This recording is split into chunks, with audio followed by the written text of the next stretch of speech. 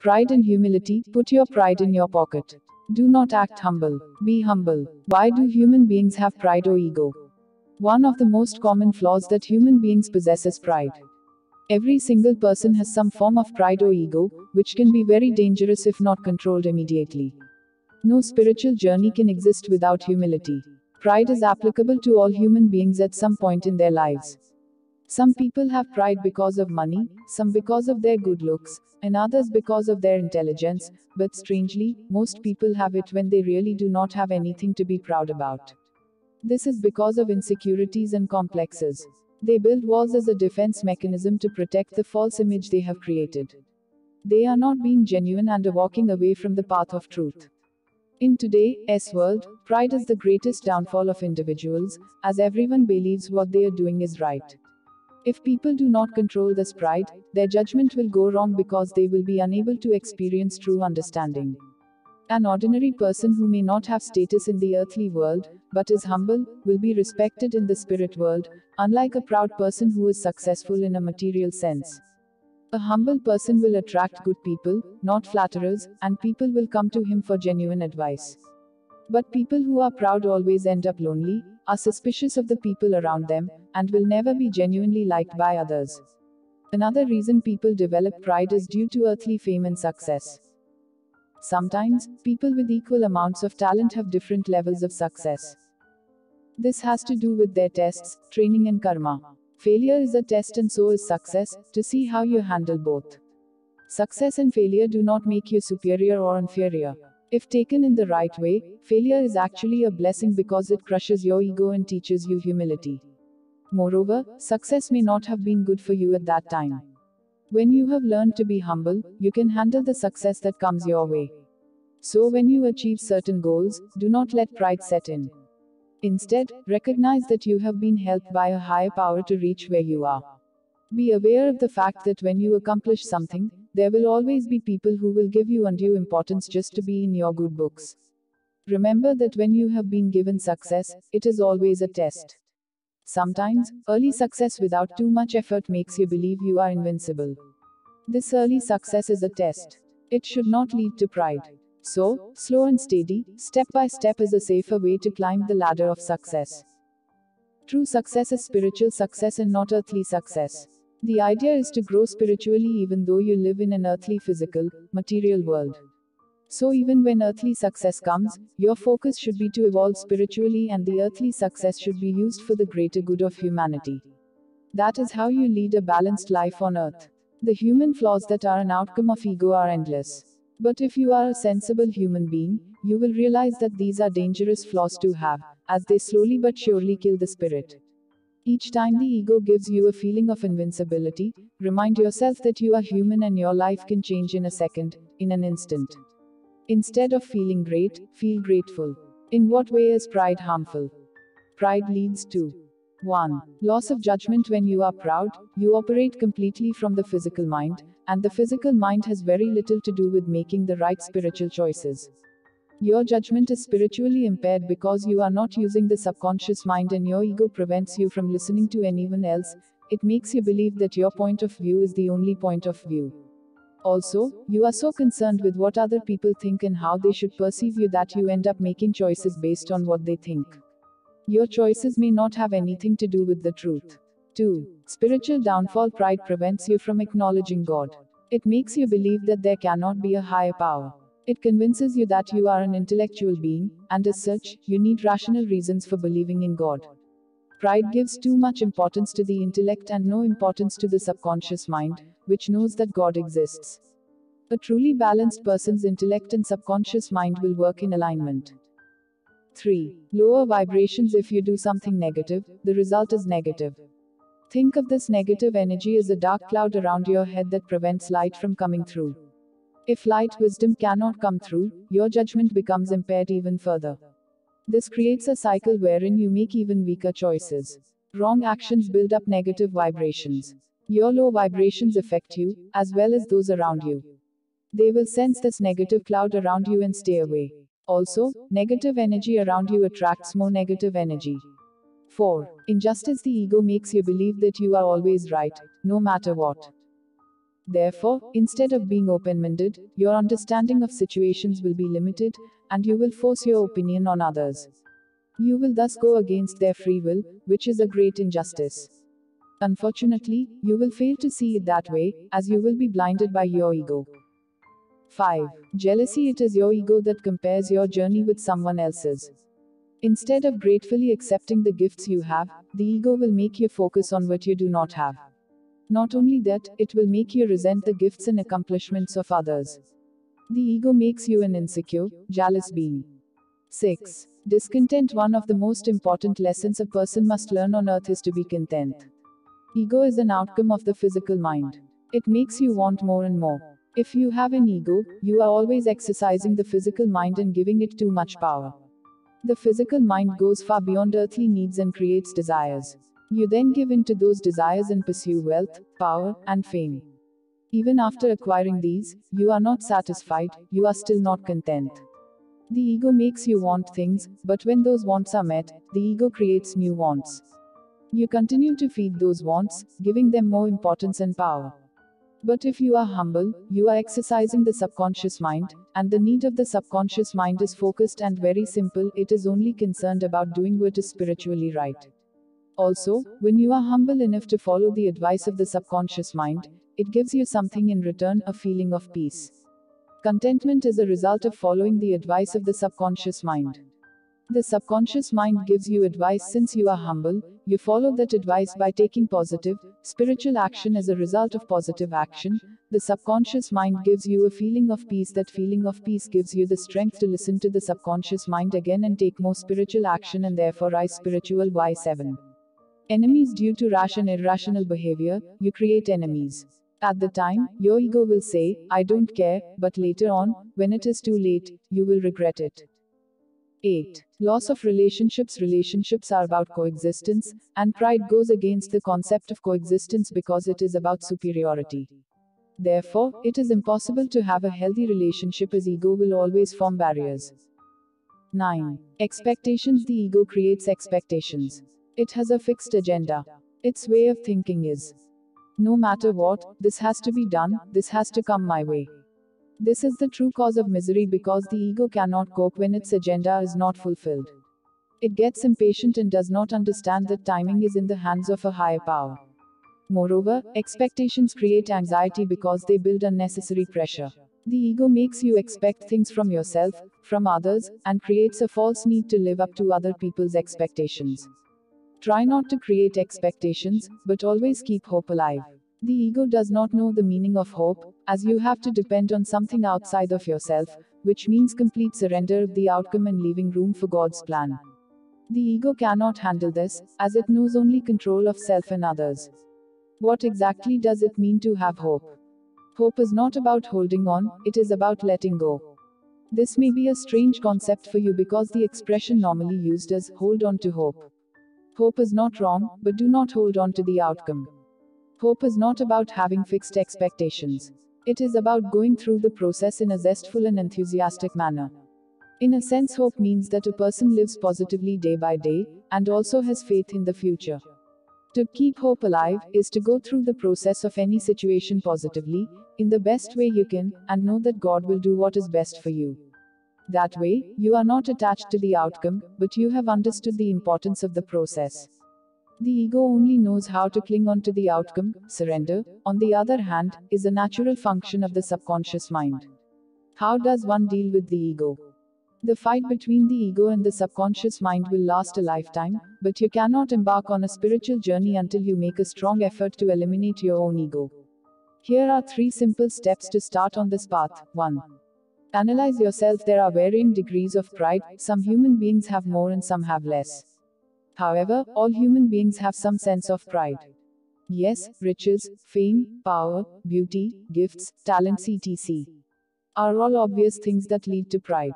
But the worst kind of pride is spiritual pride, the pride of thought, the I factor, that is, I am right, I am humble, this has happened because of me, so many people come to me for help and guidance, I do a lot of social work, I am a great healer, so many people are drawn to me, I have built many hospitals and schools for people, I am a very religious person, I know, I have achieved so much, I am very good at my work, job, profession. The moment the I factor appears, it is a sign of pride and the first step towards your spiritual downfall. All success, talent, etc. come from God. We are His instruments, given these gifts to share and for the service of man. We have to be grateful and thank God for all that is given to us, and we should humbly accept these blessings and not feel, I did it all. Now analyze yourself and accept the fact that you are a proud person. Sometimes, when you give it proper thought, you will feel foolish about being proud. Pray to God and ask Him to guide you. This is the most difficult step, to recognize and acknowledge that you are proud and to have a true desire to change. It is difficult to start walking on the spiritual path because this requires change. The ego knows this, it knows that it will eventually be discarded, and this is what it does not want. Therefore, it will make you resist change, so your resolve has to be much stronger than your ego. 2. Control your pride. Understand that pride is in thought. When you do something good or achieve something, a feeling of pride may set in, but do not think and act proud. Distract your mind by thinking of something completely different. The first few times, it will be very hard to control yourself, like trying to break a bad habit you have become accustomed to. Your physical mind has become so used to this bad habit that you start believing you cannot do without it. Slowly, these thoughts will diminish and soon disappear. The urge will be there, but the test is not to give in. Even if you fail the first few times, do not be angry or negative. Instead, be humble enough to accept that you might fail initially. Relax and try again. The key is to go on genuinely trying until you succeed, and you will succeed if you are positive and consistent. You will notice that things get simpler and clearer, and you will begin walking on the right path. Most importantly, maintain your control. 3. Replace proud thoughts with humble ones. Write down your unclear thoughts or understanding of things so they can be cleared and replaced by correct thoughts and understanding. In this manner, that small, proud thought will not develop into full-blown ego. Proud thoughts will still arise from time to time, but you will know to control your mind. Remain consistent in your effort. Are people born proud, or do they acquire this quality over time? The fact that human beings have a physical mind means there is a very strong possibility of developing a full-blown ego on earth. Some people have less pride than others, and some have more. This is because some souls had worked on crushing their ego in their previous lives and are humble now, whereas others failed to acquire humility and have taken rebirth with the sole purpose of crushing the ego. Unfortunately, the ego gets more inflamed on earth and they end up acquiring many more flaws due to the ego. Here is a simple example. Revenge is one of the greatest sins because it is planned. It is done with negative intention. Take the case of a person who is on a spiritual level of realm 4 stage 5. He may not necessarily be a revengeful person, which means that his soul is not of a revengeful nature. But somehow he becomes proud. Something happens in his external world, an earthly achievement perhaps, that feeds his ego. His subconscious mind gives him hints that he is developing pride, but he does not listen to the advice of his subconscious mind because he is enjoying the sense of pride. That is the problem with pride. It makes you feel powerful and you get used to the feeling. Over time, this pride grows, until the ego becomes monstrous and wants to keep a check on everything around it, especially the achievements of others. When someone else does something good, the ego becomes inflamed as it always wants to be number one. It wants to be extra special. It does not realize that God has made everyone special and equal. That is why comparison is wrong. When the ego starts making comparisons, jealousy sets in. When the comparisons continue day in and day out, the person starts to burn from within and anger develops.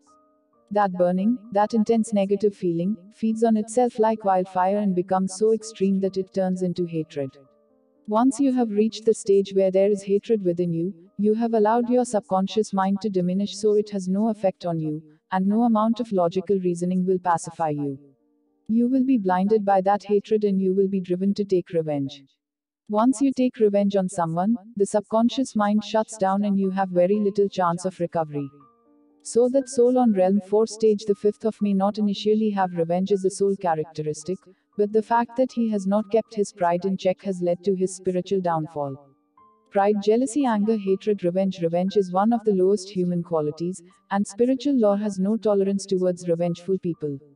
So be aware of pride because if it is not cut off immediately, it can become a very powerful negative force that harms the spirit. A person can take revenge in different ways. Revenge is not about causing bodily harm, that is a literal view of it. You can take revenge on someone by putting them down, make them feel small, or by manipulating them into doing wrong deeds.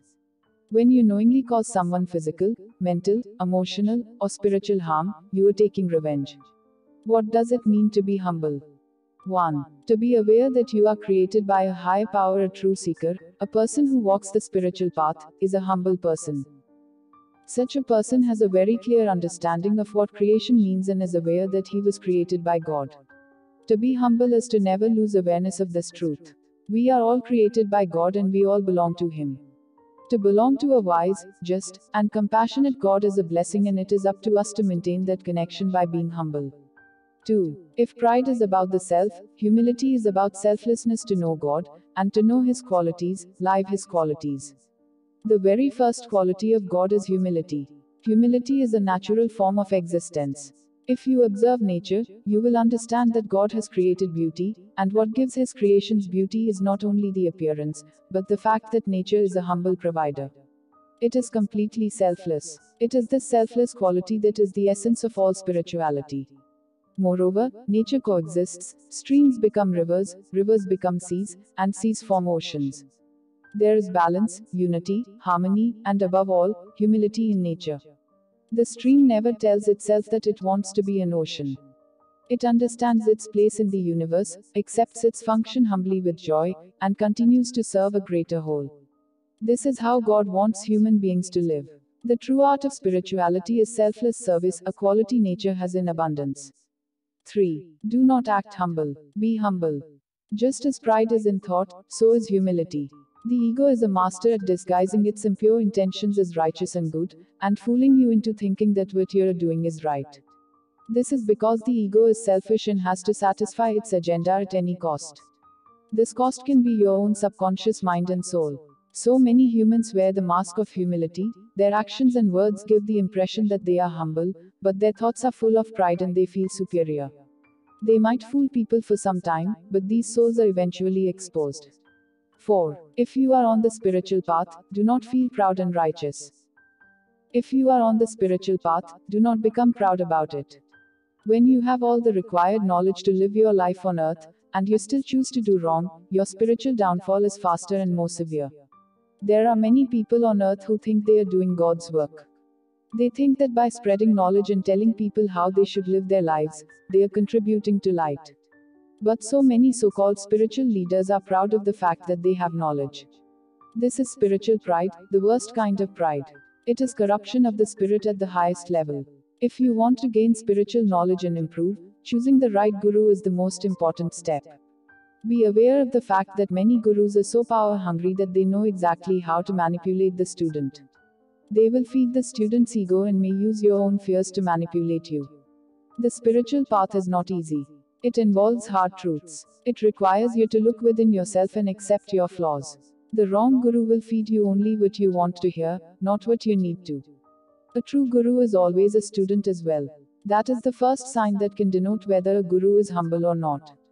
5. Always remember that you are a student of God. All the knowledge you possess, the skills that you have, and the goodness that exists within you, is not yours. It flows through you. Your mind, body, and spirit are fortunate to be a channel for that flow of goodness. That flow keeps you on the right track. But when you start taking ownership of that flow and begin believing that it is you who is responsible for its existence, you are slowly but surely reducing that flow, until it will one day become a trickle, and will eventually come to a halt. That flow of goodness has not left you. You have left it. You have left it by being proud. According to spiritual law, that flow will be drawn to humility.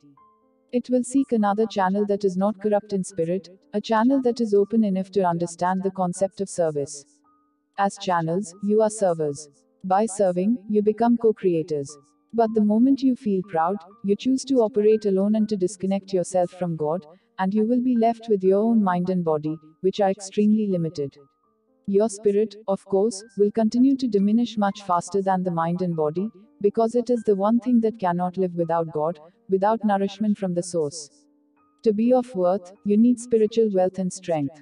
The ego wants to be in control and it tells you that by acknowledging God, you are powerless. By breaking away from God, your ego gives you the illusion of power.